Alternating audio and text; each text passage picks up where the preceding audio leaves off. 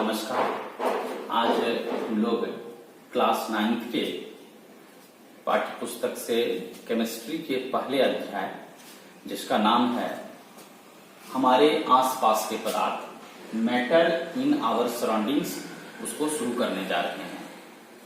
सबसे पहले मैं आप लोगों को इस क्लास में, ऑनलाइन क्लास में आप लोगों का स्वागत करता हूं, वेलकम करता हूं और उम्मीद करता हूं कि जो भी बातें बताई जाएंगी उसको आप बहुत गौर से, बहुत ध्यान से बैठ करके देखेंगे, घर में सुनेंगे और उससे लाभ उठाएंगे। तो जैसा कि चैप्टर का नाम है, सबसे पहले हम लोग पदार्थ की बात करेंगे कि ये हमारे आसपास के पदार्थ। ठीक से गौर से सुनना है, ये चैप्टर ही बहुत उपयोगी है, बहुत महत्वपूर्ण है। बड़ा सोच समझ करके चैप्टर का नाम रखा गया है, हमारे आसपास के पदार्थ। इस जगह पर यह भी कहा जा सकता था कि मुंबई के आसपास का पदार्थ, कोलकाता के आसपास का पदार्थ, लेकिन जिस चैप्टर का जो नाम रखा गया है हमारे आसपास के पदार्थ, मतलब जहां भी हम लोग बैठे हैं, काम कर रहे हैं, पढ़ रहे हैं, उसके आसपास अगर आप गौर से नजर दौड़ाएं, अपने अगल बगल के वस्तुओं को देखें, पदार्थों को देखें, तो तरह तरह की चीजें आपको दिखाई देती है। और निश्चित रूप से हम उसी जहां बैठे हैं, जहां रह रहे हैं, उसके अगल बगल के पदार्थों को देखने का प्रयास करेंगे। और बड़ा रोचक होगा यह चैप्टर, क्योंकि कहीं दूर नहीं जाना है पदार्थों को देखने के लिए। जहां आप हैं, जिस जगह पर हैं, वहीं अगल बगल के पदार्थों को अगर आप देखते हैं ठीक से, तो निश्चित रूप से कई तरह के पदार्थ, कई गुण वाले, अलग अलग लक्षण वाले पदार्थ आपको दिखाई देंगे। तो आइए हम लोग चैप्टर की शुरुआत करते हैं। सबसे पहले हम लोग बात करते हैं कि पदार्थ के बारे में, कि आखिर यह पदार्थ क्या होता है, पदार्थ किसको कहते हैं। तो हमारे चारों ओर कई प्रकार के पदार्थ हैं और निचले कक्षाओं में आपने पढ़ा होगा पदार्थ के डेफिनेशन को, परिभाषा को। तो सबसे पहले हम लोग वहीं से शुरू करते हैं, पदार्थ की परिभाषा लिखते हैं।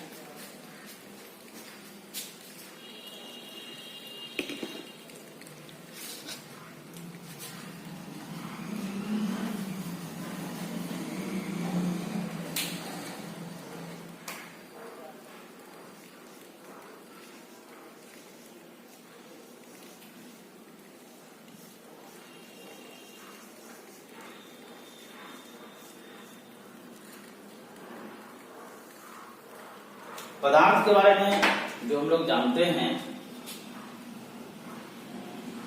वैसी वस्तुएं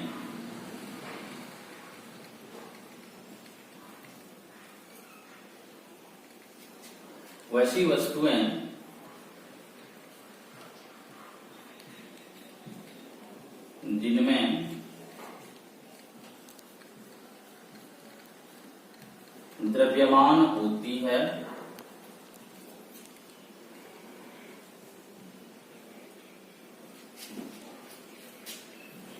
जो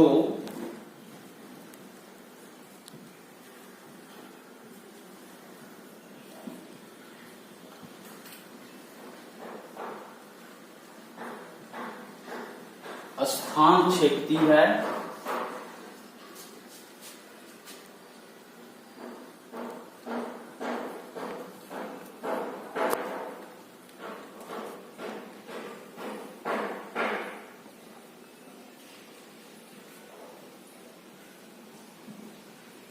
दबाव डालती है तथा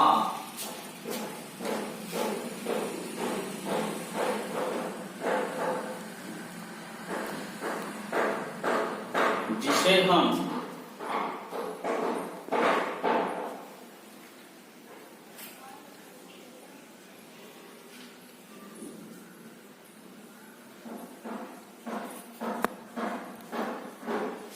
ज्ञान इंद्रियों द्वारा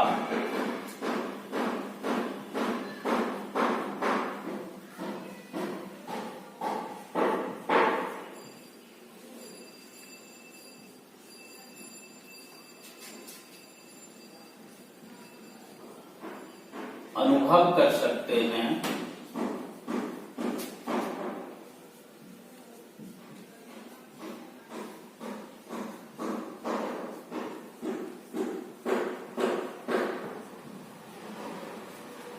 उसे पदार्थ कहते हैं।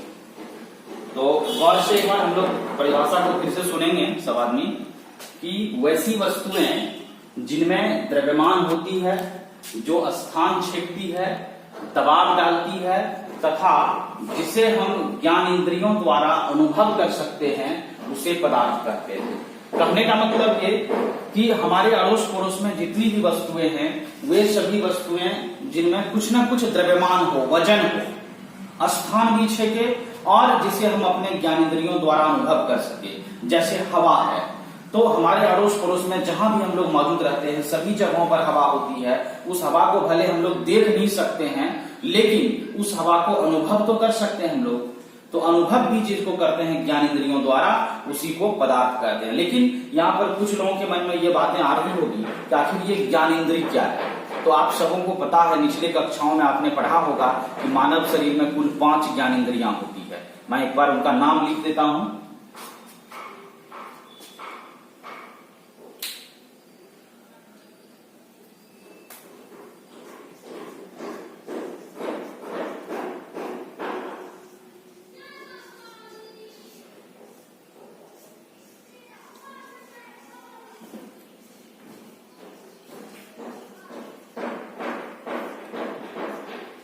ये सेंस ऑर्गन्स हैं जिसके द्वारा हम लोग ज्ञान प्राप्त करते हैं। ये 5 ज्ञान इंद्रियां होती है।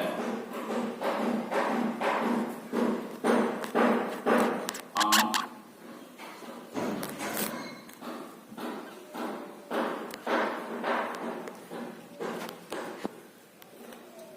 कान,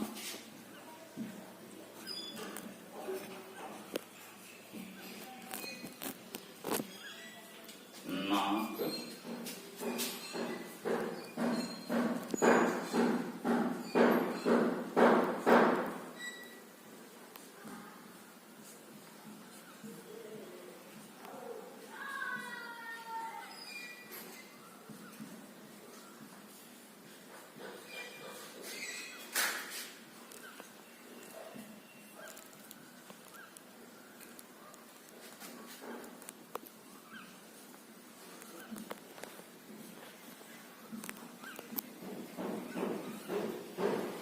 देख लीजिए, ये 5 ज्ञानेंद्रियां होती है हमारे शरीर में। एक आंख, दूसरा कान, तीसरा नाक, चौथा जीभ या जिह्वा और 5वां त्वचा, स्किन। आंख को अंग्रेजी में आई कहते हैं। इससे हम लोग देखते हैं, किसी वस्तु को देख करके जो ज्ञान प्राप्त करते हैं, तो उसके लिए आंख की आवश्यकता होती है।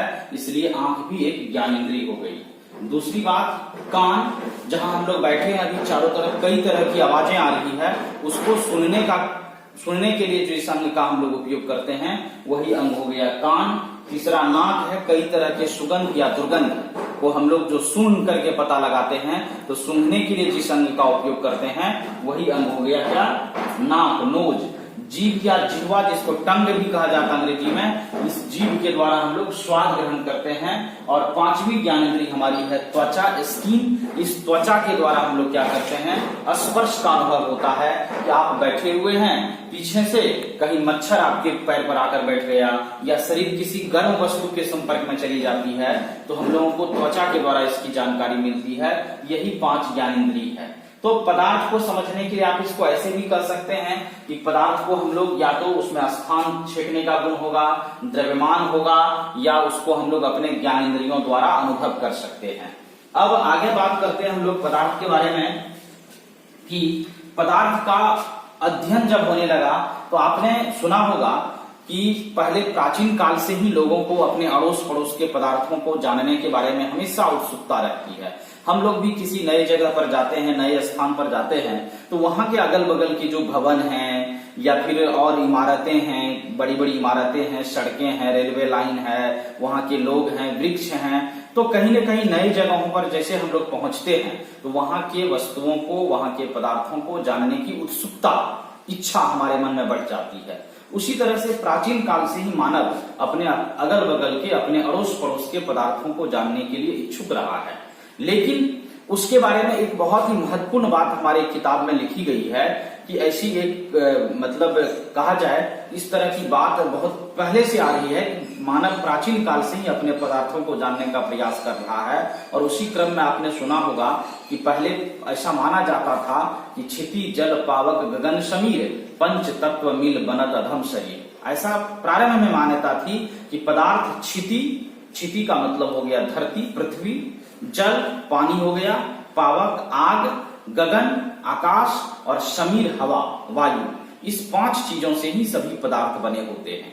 लेकिन जब धीरे धीरे ज्ञान का विकास हुआ, वैज्ञानिक अवधारणाएं आई, साइंटिफिक कॉन्सेप्ट आया, तो उसके अनुसार पदार्थों का वर्गीकरण किया गया, पदार्थों को बांटा गया, क्लासिफिकेशन किया गया। और अभी जो पदार्थ का आधुनिक वर्गीकरण है वह कहता है कि पदार्थ जो है वो 2 तरह से वर्गीकृत किए जाते हैं, 2 भाग में उसको बांटा गया है। तो हम लोग पदार्थों के आधुनिक वर्गीकरण को देखेंगे।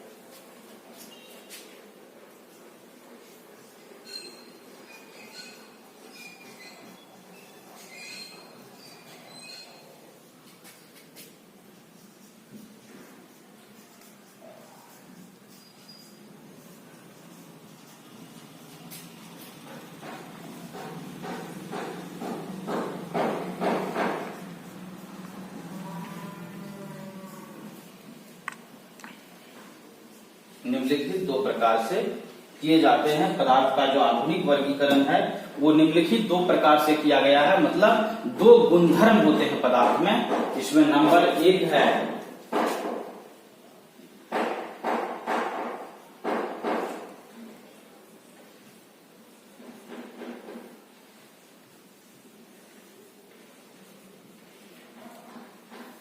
भौतिक गुणधर्म और नंबर 2 है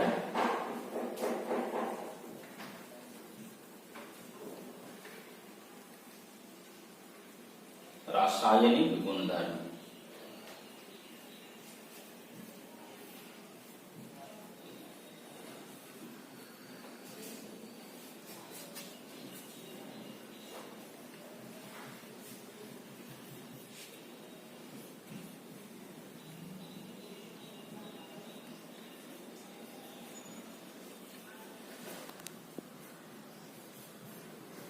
तो इस बात को हम लोग समझेंगे कि पदार्थ के बारे में प्राचीन काल में तो कहा गया था कि क्षिति जल पावक गगन और समीर इसी 5 तत्व से बने होते हैं।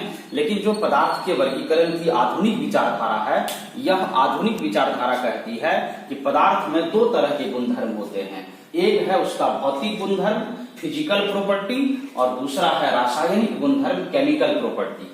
तो अभी हम लोग इस चैप्टर में पदार्थों के भौतिक गुणधर्म के बारे में जानेंगे। और जहां तक भौतिक गुणधर्म की बात है कि जो बाहर से पदार्थ का गुणधर्म हम लोगों को पता चलता है, सामने से जो चीज दिखता है वही पदार्थ का भौतिक गुणधर्म होता है। और यहाँ पर हम लोग पदार्थ के भौतिक गुणधर्म की चर्चा करते हैं इस टॉपिक में। और भौतिक गुणधर्म के अंतर्गत पदार्थ के बाहरी रंग रूप आकार प्रकार इन चीजों के बारे में अध्ययन करेंगे।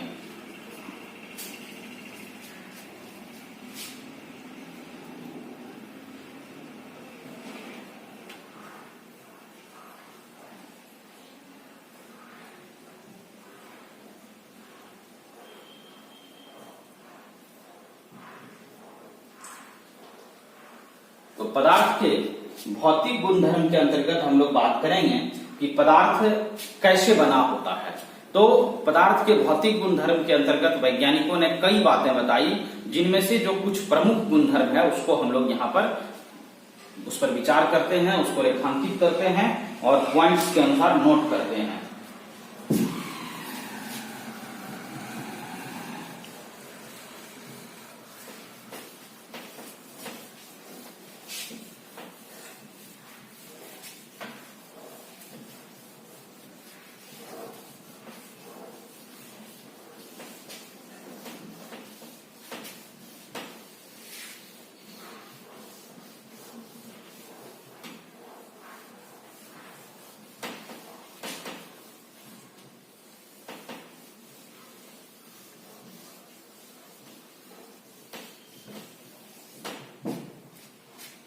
भौतिक गुणधर्म के अंतर्गत सबसे पहली बात ये करेंगे हम लोग, नंबर 1 कि पदार्थ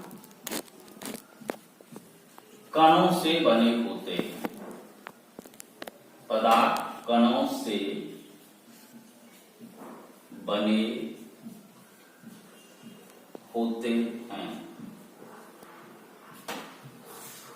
अब पदार्थ के निर्माण के बारे में जब बात करते हैं तो वैज्ञानिकों के द्वारा यह बताया गया, शुरू में पदार्थ के निर्माण के बारे में 2 विचारधाराएं प्रचलित थी। एक विचारधारा कहती थी कि पदार्थ जो होते हैं वो लकड़ी के टुकड़े के समान होते हैं।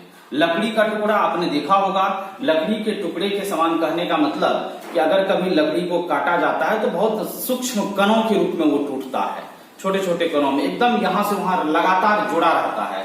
तो एक पहली विचारधारा कहता था कि पदार्थ लकड़ी के टुकड़े के समान सतत होते हैं, कंटिन्यू रहते हैं। जबकि एक दूसरी विचारधारा यह कहता था कि पदार्थ जो है वो मिट्टी के ढेले के समान है। आपने मिट्टी के ढेला को कभी फोड़ा होगा तो आप देखे होंगे छोटे छोटे कणों से, रेत जो बालू होता है, सैंड होता है, उसके महीन कणों से मिट्टी का निर्माण होता है।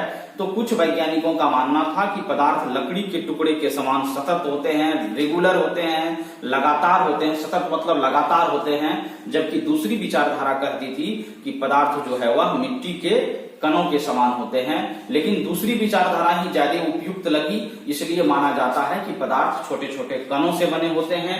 इसलिए हम लोगों ने पहला गुणधर्म लिखा है, पदार्थ कणों से बने होते हैं। इसी प्रकार से कण से बनने के बाद जो दूसरी विचारधारा आई पदार्थ के बारे में, उसके बारे में कहा गया कि जब पदार्थ कणों से बने होते हैं तो आखिर इस कण का आकार क्या होता है। तो दूसरा है पदार्थ के कणों का आकार। पदार्थ के कण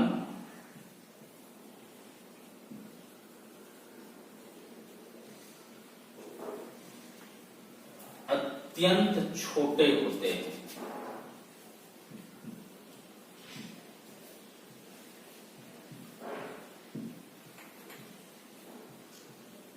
अत्यंत छोटे होते हैं। इसका मतलब यह हो गया कि पदार्थ के जो कण हैं वो बहुत छोटे होते हैं, बहुत छोटे हैं। इतना छोटा होता है कि दैनिक जीवन में हम लोग किसी चीज से उसकी तुलना नहीं कर सकते हैं कि चींटी के बराबर होता है कि मक्खी के बराबर होता है। लेकिन इतना हम लोग समझेंगे, अगले वीडियो में इस पर चर्चा होगी कि लेकिन अभी इतना जानना हम लोगों को कि पदार्थ के जो कण होते हैं या पदार्थ जिन छोटे छोटे कणों से बने होते हैं वे कण बहुत छोटे होते हैं, अत्यंत छोटे होते हैं। तीसरी बात आई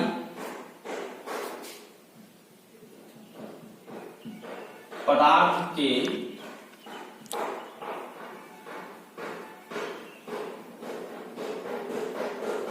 कणों के बीच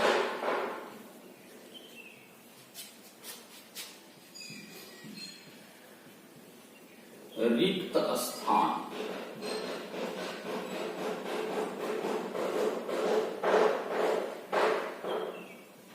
होते हैं, जिसे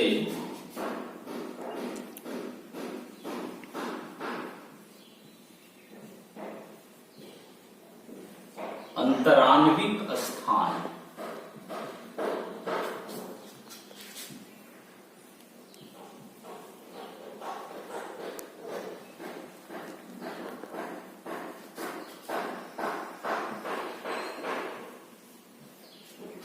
जिसे अंतराण्विक स्थान, इंटरमॉलिक्यूलर स्पेस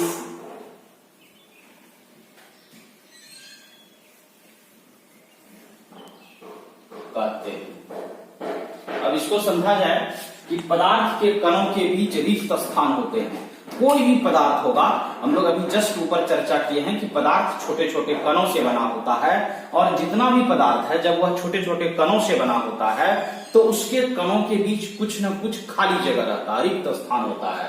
और पदार्थ के कणों के बीच जो रिक्त स्थान होते हैं उसी खाली जगह को अंतराण्विक स्थान, अंतराण्विक स्थान, इंटरमॉलिक्यूलर स्पेस कहते हैं। और हम लोग पिछली कक्षाओं में पढ़ चुके हैं पदार्थ को भौतिक अवस्थाओं के आधार पर 3 भाग में बांटा गया है, ठोस, द्रव और गैस। तो ठोस के कणों के बीच का रिक्त स्थान, द्रव के कणों के बीच का रिक्त स्थान और गैस के कणों के बीच के रिक्त स्थान में फर्क होता है। और जैसा कि हम लोग जानते हैं कि ठोस चूंकि काफी मजबूत होता है, इसलिए ठोस के कणों के बीच का जो रिक्त स्थान होता है वो बहुत कम होता है। मतलब ठोस में कण बहुत नजदीक नजदीक निकट निकट व्यवस्थित रहते हैं। द्रव में ठोस के तुलना में कण थोड़ा सा अधिक दूरी पर रहता है और गैसों के कण बहुत दूरी पर रहते हैं। इसको हम लोग एक सिंपल डायग्राम से समझने का प्रयास करते हैं।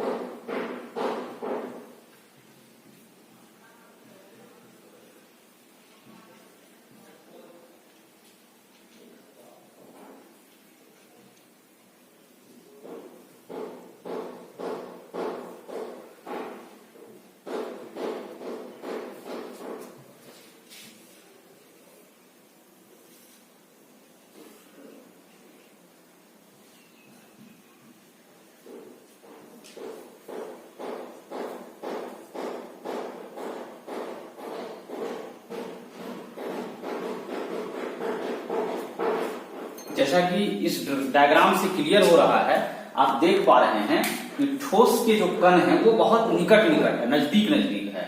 द्रव के कण जो लिक्विड के कण है थोड़ा सा उससे अधिक दूर दूर है और गैसों के कण बहुत अधिक दूर दूर रहते हैं। इस तरह से हम लोग कह सकते हैं कि जितने भी पदार्थ हैं, चाहे वो ठोस हो, द्रव हो या गैस हो, तो ठोस, द्रव और गैस तीनों पदार्थ जो होते हैं, तीनों जो अवस्थाएं होती है, उनके कणों के बीच खाली स्थान होता है, रिक्त स्थान होता है और उसी रिक्त स्थान या खाली स्थान को अंतर आणविक स्थान, इंटर मॉलिक्यूलर स्पेस कहा जाता है।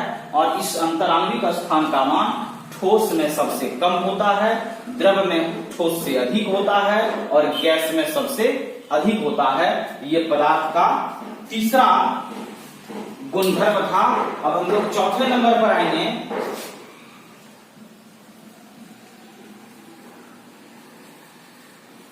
पदार्थ के कण हमेशा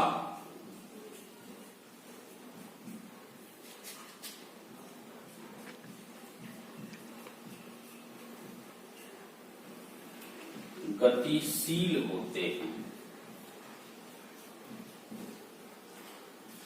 पदार्थ के कण हमेशा गतिशील होते हैं। ये चौथा गुणधर्म है पदार्थ के, ये चौथा भौतिक गुणधर्म है कि पदार्थ के कण हमेशा गतिशील होते हैं। जो भी पदार्थ हमारे अड़ोस पड़ोस में है उसके कण गति करते रहते हैं। लेकिन ऐसा हम लोग बहुत कम अपने जीवन में अनुभव कर सकते हैं। आपने अनुभव किया होगा कि जब आप कभी पूजा करते समय या घर में ऐसे ही अगरबत्ती जलाते होंगे, अगरबत्ती जलाकर किसी खास स्थान पर उसको रख देते हैं, गाड़ देते हैं, उस अगरबत्ती की सुगंध कुछ समय के बाद अड़ोस पड़ोस में भी पहुंचने लगता है। तो अगरबत्ती की जो सुगंध है वह भी एक तरह का पदार्थ है, गैसीय पदार्थ है, लेकिन उसकी सुगंध कुछ समय के बाद हमारे नाकों तक पहुंचती है और हमें अनुभव होता है कि अड़ोस पड़ोस में कहीं अगरबत्ती जल रही है, तो वो कण गति करके हमारे नाक तक पहुंचता है। कभी कभी आपने अनुभव किया होगा कि पड़ोस में आपके पड़ोसी के यहाँ कोई बहुत अच्छा स्वादिष्ट जायकेदार भोजन बन रहा होता है, उसकी सुगंध भी हमारे नाकों तक पहुंच जाती है। तो वो सुगंध जो हमारे नाकों तक आती है, भोजन की सुगंध, तो उसमें भी जो सुगंध है वो गैसीय रूप में हमारे नाकों के पास पहुंचता है। कभी आपने देखा होगा घर में किरोसिन, मिट्टी के तेल या पेट्रोल डीजल जो डब्बा में या जार में हम लोग रखते हैं, अगर कहीं उस लीकेज कर रहा, उसका ढक्कन खुल गया है तो तुरंत उसकी सुगंध हमारे नाकों में आ जाती है। तो वो पदार्थ के कण भी हमारे पास पहुंच जाता है। लेकिन अगर कहीं दरवाजे पर ईंट रखा होगा, मकान बनाने के लिए आपके यहाँ ईंट रखा गया होगा, उस ईंट की सुगंध हमारे पास नहीं आती है। बहुत नजदीक से सूंघने पर आप पता कर सकते हैं कि ये ईंट है या पकी हुई मिट्टी की तरह उसमें से सुगंध आती है। तो कहने का मतलब ये कि जितने भी पदार्थ हैं वो कणों से बना होता है और उसके कण हमेशा गतिशील रहते हैं। लेकिन यहाँ यह बात जानना जरूरी है कि गैसीय पदार्थों के कण बहुत तेजी से गति करते हैं, बहुत ज्यादा उसमें गति होती है, जबकि जो द्रव होते हैं उसके कणों में जो गति होती है वो गैसीय पदार्थों से कम होता है। और जो ठोस पदार्थ होते हैं उस ठोस पदार्थ के कणों में सबसे कम गति होती है। तो ठोस पदार्थों की गति सबसे कम होती है, जबकि द्रव की गति ठोस से अधिक होती है और गैसों में गति सबसे अधिक होती है। उसके बाद हम लोग आएंगे, इसके बाद एक पांचवें पॉइंट पर आएंगे। पांचवा गुण है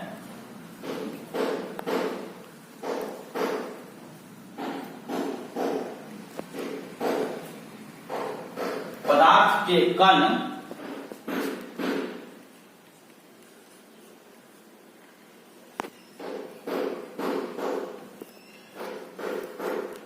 एक दूसरे को आकर्षित करते हैं।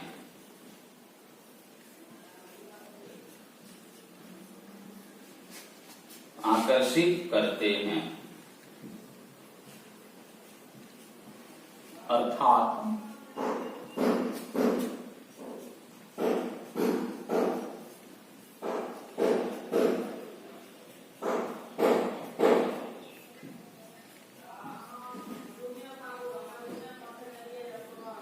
पदार्थ के कणों के बीच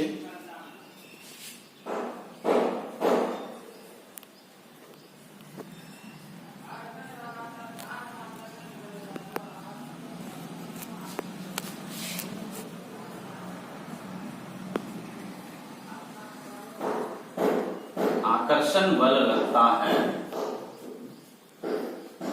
पदार्थ के कणों के बीच आकर्षण बल लगता है, जिसे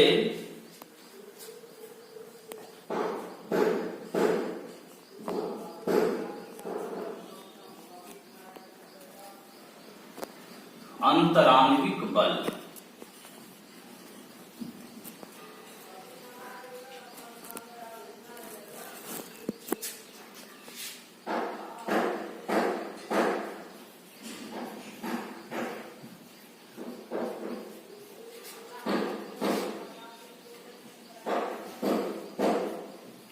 अंतराण्विक बल इंटरमॉलिक्यूलर फोर्स कहते हैं। देखिए, ये पदार्थ का पांचवा गुणधर्म है कि पदार्थ के कणों के बीच एक आकर्षण बल लगता है, अर्थात पदार्थ के कण एक दूसरे को आपस में खींचते हैं, अपने तरफ आकर्षित करते हैं।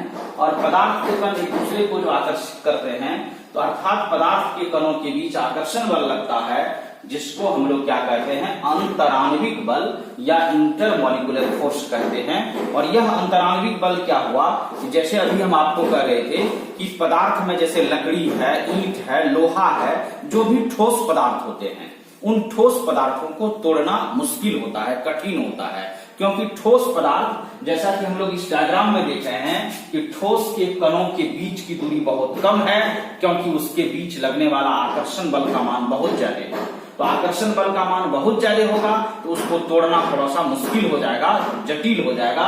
इसलिए ठोस पदार्थ के बीच जो अंतराण्विक बल का मान होता है उसका मान अधिक होता है, जबकि द्रवों को तोड़ना ठोस की अपेक्षा आसान हो जाता है, क्योंकि उसके कणों के बीच का आकर्षण बल ठोस से कम रहता है। और गैस तो बहुत आसानी से टूट सकता है। आप गुब्बारे में गैस भर देते हैं, जैसे मन वैसे उसको मोड़ सकते हैं, दबा सकते हैं, हिला डोला सकते हैं। लेकिन एक ईंटा को, एक पत्थर को अगर कहा जाए तोड़ने के लिए, दबाने के लिए, तो उसको दबाना बहुत मुश्किल होता है, कठिन होता है, क्योंकि ईंटा एक ठोस पदार्थ है और ठोस पदार्थों के बीच जो लगने वाला आकर्षण बल होता है उसका मान बहुत अधिक होता है। द्रवों में लगने वाले आकर्षण बल का मान ठोस से कम होता है और गैस में लगने वाले आकर्षण बल का मान सबसे कम होता है।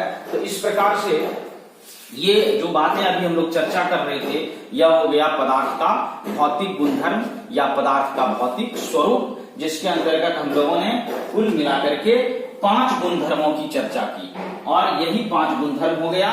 जो पदार्थ का दूसरा गुणधर्म होता है, जिसको हम लोग कहते हैं रासायनिक गुणधर्म, तो उस रासायनिक गुणधर्म के बारे में अगले अध्याय में चर्चा किया गया है। और आज हम लोग अपने काम को यहीं पर समाप्त करेंगे। उससे पहले एक बार फिर आपको समझा देते हैं कि जो भी बातें बताई गई है, ये सारी बातें क्लास 9th के केमिस्ट्री जो विषय है उसके पहले अध्याय से हम लोग चर्चा किए। अब अपने घर में एनसीईआरटी की किताब होगी और उस एनसीईआरटी किताब के पहले अध्याय को निकालेंगे और शुरुआती टॉपिक को पढ़ेंगे। तो निश्चित रूप से मुझे लगता है कि ये सारी बातें आपको समझ में आ जाएगी और इसको ध्यान से समझना है, पढ़ना है। और कोई भी कठिनाई लगे, कुछ परेशानी हो तो आप कमेंट्स करके भी पूछ सकते हैं, अपनी समस्याओं को रख सकते हैं और हमारा प्रयास रहेगा उन समस्याओं का समाधान करें। और अगले दिन जब अगले वीडियो में हम लोग फिर मिलेंगे तो इसी पाठ को अगले क्रम में आगे बढ़ाएंगे और इसके अगले टॉपिक पर बात करेंगे। आज का क्लास यहीं समाप्त करते हैं और आज का वीडियो यहीं समाप्त होता है। धन्यवाद।